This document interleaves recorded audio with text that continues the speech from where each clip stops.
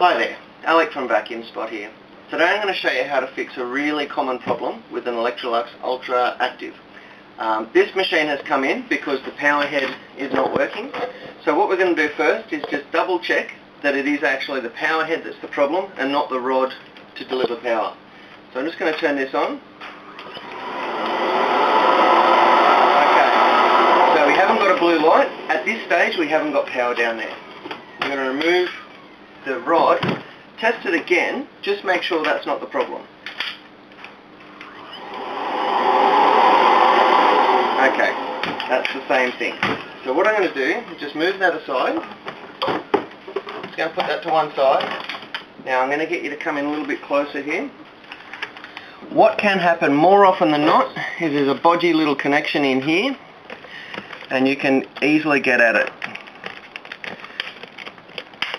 Okay, just raise it up there and do the same on this side. You'll want to get a little tiny screwdriver for this. Now this can just lift off. Now you can make it a little bit easier on yourself by undoing these two screws as well, but you don't actually have to. Just remove this and the little spring, and here's our problem. We've actually got a little wire not contacting with our little male terminal part here. So what we're going to do, you could replace the head, which will definitely fix the problem, or we could very, very gently solder this back on.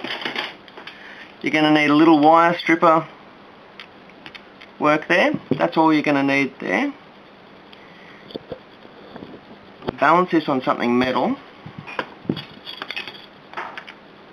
Okay, now I've warmed up a soldering iron because I thought this would be the problem. What we're going to do is just hold this in place. Now look, I'm by no means a soldering iron pro, so please don't judge me for my soldering iron work. Wow, this is going terrible. Okay.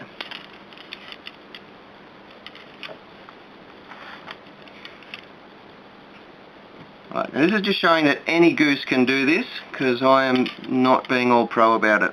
So, okay, we're just got to wait to get a decent bond here.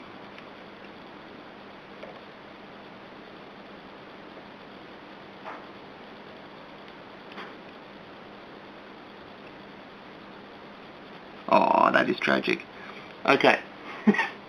I promised myself I wouldn't do any retakes on videos anymore, just to show you that yes, an odd mistake here or there doesn't make any difference. So here we go again. This is take 2.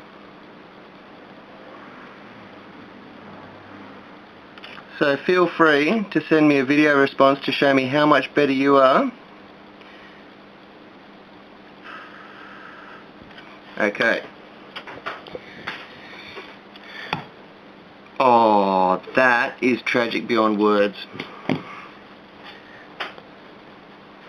Alright, this will be take 3. This is really testing my I'm not going to do reruns policy, because this one's a bit embarrassing, but anyway. Take 3.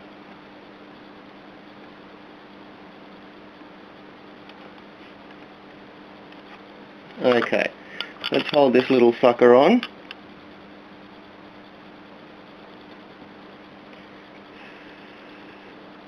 Just wait for that solder to set. And hope, there we go. 3rd time's the charm.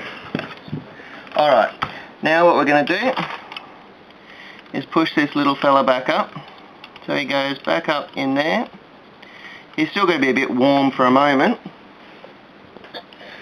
So I'm just going to use a screwdriver just to give him a little bit of encouragement.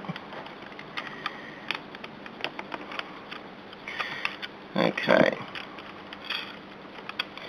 We're just going to neatly pack the cords in here as much as we can. Give this a little tug so he comes through where he's meant to be.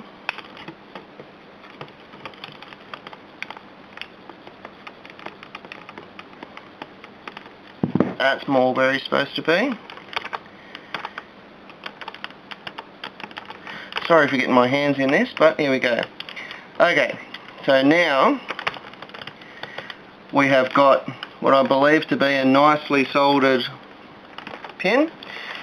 So the next part is to put the spring on this little locator, line that up with the base of our push pin,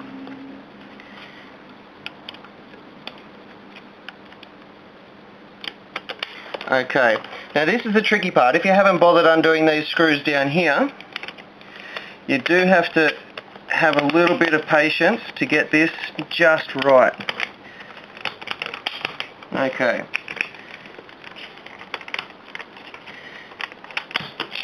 Okay. And that'll clip on nice and firm like that. Alrighty. Now for the moment of truth. After 3 rounds of soldering, let's just see if we've got it right. Push this in. Voila! Another, well, not as quick as it ought to have been, but still a successful repair from Alec at Vacuum Spot.